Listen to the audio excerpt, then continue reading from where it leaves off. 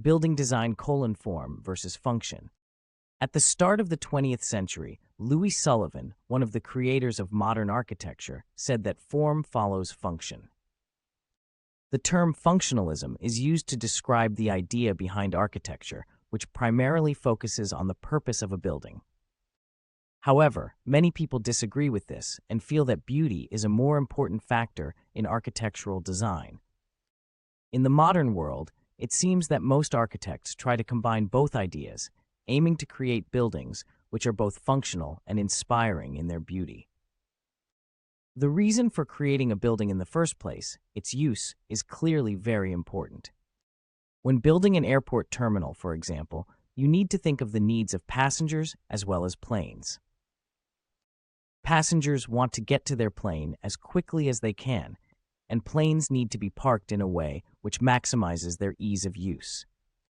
As such, many airport terminals have a circular shape with satellite areas.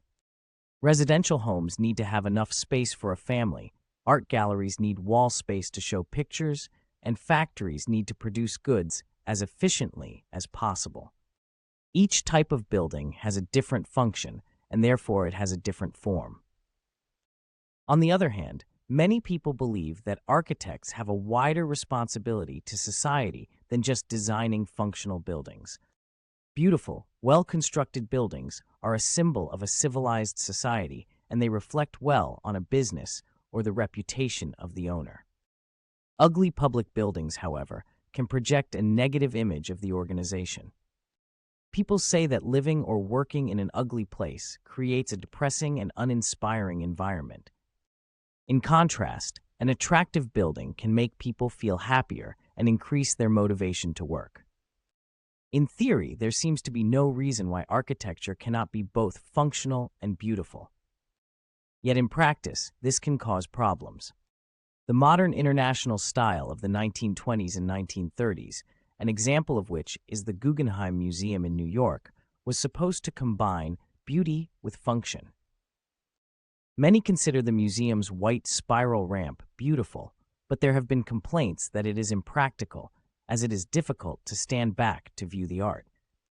Also, the ramp is so narrow that it can become overcrowded. The Farnsworth House by Ludwig Mies van der Rohe is another icon of beautiful design, which demonstrates the idea that less is more. However, critics have attacked it for a lack of privacy because of the huge glass windows. It also has a leaky flat roof and has been repeatedly flooded. It seems that even these two celebrated designs have problems with functionality. If architects focus only on function, buildings may be cold, ugly, and uninteresting. There is no doubt that a building with a beautiful form is something we can all appreciate.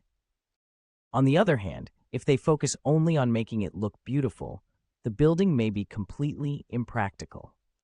Therefore, blending these two ideas is necessary to create the perfect piece of architecture.